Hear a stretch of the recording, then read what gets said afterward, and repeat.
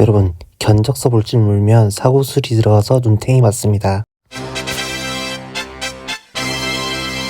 피부가 38.5도로 시버링이 너무 심한데 어떻게 할까요? 일단 하이드레이션 하시고 헤어제 주세요. 제가 곧 가볼게요.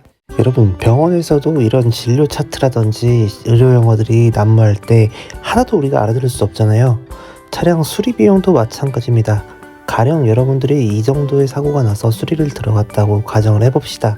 그런데 수리 끝나고 나서 견적서를 받아보니 이렇게 금액이 찍혀 있어요. 근데 이 금액이 모르는 사람들이 봤을 때는 타당한지 아닌지에 대한 부분을 알 수가 없단 말이죠.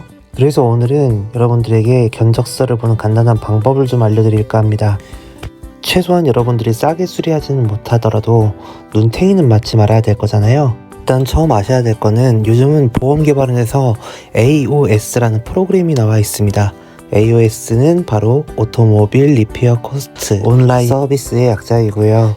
어지간한 차종들은 다 이렇게 프로그램 안에 부품이라든지 아니면 작업하는 데 들어가는 작업 시간, 작업 부위별 항목이라든지 여러가지 작업 내용들이 다 탑재가 되어 있기 때문에 옛날에 막 손으로 견적서 써주고 이러던 시절 때랑 다르게 부품을 막 끼워 넣어가지고 금액을 올린다거나 아니면 중복되는 작업인데도 불구하고 작업들을 다 때려 넣는다든지 이런 것들이 이렇게 시스템이 발달하면서 아예 불가능해졌습니다. 중복 항목들은 다 중복으로 걸러버리거든요.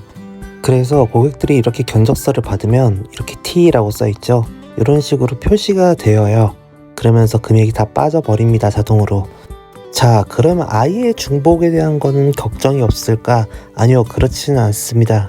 여기 보시다시피 사용자 공임이라는 게 있어요. 그러니까 이 사용자 공임은 뭐냐면 프로그램이 완벽하지가 않다 보니까 일부 누락된 작업들, 그리고 중복이 아닌 작업인데 중복으로 걸러지게끔 되면 안 되는 작업들, 이런 것들은 수리업체에서 손으로 써서 강제로 숫자를 때려 넣을 수 있게 해놓기는 한 거예요. 대신에 그렇게 되면 이렇게 앞에 U라고 써있는 사용자 공임이라는 뜻의 유저, 앞에 앞글자인 U라는 알파벳이 표기가 됩니다. 그래서 고객들이 알 수가 있는 거죠. 그럼 이 사용자 공임이 합당하게 들어간 건 맞는지, 이거는 손해사정이라는 영역입니다. 이 손해사정 같은 경우는 수리비용 청구가 됐을 때 이 항목이 필요한 작업이었는지, 그리고 필요한 작업이었다면 금액은 합당한지 뭐 이런 부분들을 검토하고 하는 작업들이에요. 근데 여러분들이 이쪽 분야에서 종사자가 아니시면 이런 부분들을 알 수가 없잖아요. 그러니까 앞에 U자라고 써있는 항목이 있으면 이런 부분들은 꼭 한번 보험사나 아니면은 수리업체에다가 문의를 해보시는 게 좋겠습니다. 자, 다음은 두 번째로는 견적서 맨 앞장을 보시면 좋겠습니다. 여기 보게 되면 아래쪽에 있는 내용들은 프로그램이 자동으로 계산해가지고 숫자를 그냥 때려 넣어주는 거니까 다 그냥 생략하시면 돼요. 자, 중요한 부분은 바로 위에 있는 부분입니다. 이 부분인데요. 탈부착, 판금, 도장, MH라고 써있잖아요. 이 MH가 뭐냐면요, 맨아워라는 건데요. 맨아워라고 하면 이제 시간당 공임, 즉 1시간 동안에 발생되는 공임 비용을 이 업체에서 얼마로 산정을 해놨냐라는 겁니다. 이건 사실 정해진 금액은 없는데 어느 정도의 시세는 있습니다. 자, 이 업체에서는 시간당 공임 26,000원을 계산을 해서 총 수리비가 37만원가량 나왔죠. 그런데 똑같은 부위를 다른 업체에서 견적을 내보니 시간당 공임을 2만원으로 산정을 해놨습니다. 그런데 오히려 수리비용 총 비용은 더 높아요. 38만원가량이 나왔죠. 자, 이건 뭐 때문에 이렇게 됐는지 견적서를 앞뒤 두 장을 한번 봅시다. 첫 번째 장이고 두 번째 장입니다. 여러분들 뭔가 처음 견적서랑 다르다는 거 조금 느끼셨나요? 자, 여기 보시게 되면 수리라고 써있는 작업 항목에 4시간을 찍어놨어요. 시간당 공임이 2만원인데 4시간을 찍어 놓으니까 8만원이 나와있죠. 게다가 두 번째 장을 보시게 되면 가열 건조비라는 부분이 3개가 들어가 있죠. 그렇게 해서 47,607원이 나와 있습니다.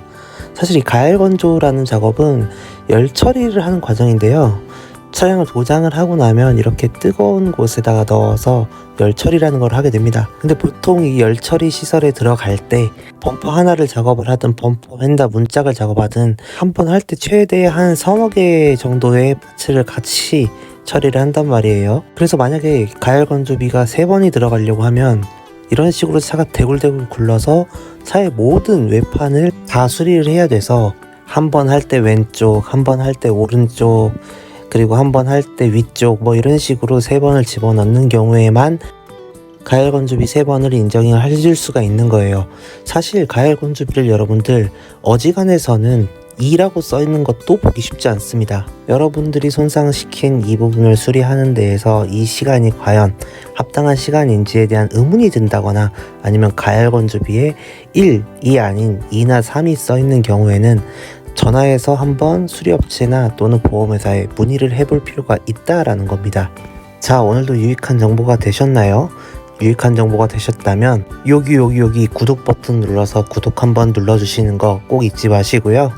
그리고 최근에 교통사고 관련된 상담을 필요로 하신다거나 아니면 감정 서류를 조금 의뢰하시고자 하는 분들이 꽤 있으시더라고요. 그래서 운전하는 곰돌 채널에 회원이 되주신다면 각종 회원 전용의 유익한 정보들 뿐만 아니라 교통사고에 대한 상담, 그리고 필요하신 경우에는 감정 서류에 대한 부분들까지 저희 곰찐 가족들만의 특별 할인 금액으로 모시도록 하겠습니다. 많은 관심 부탁드립니다. 그럼 다음 시간에 봐요. 안녕.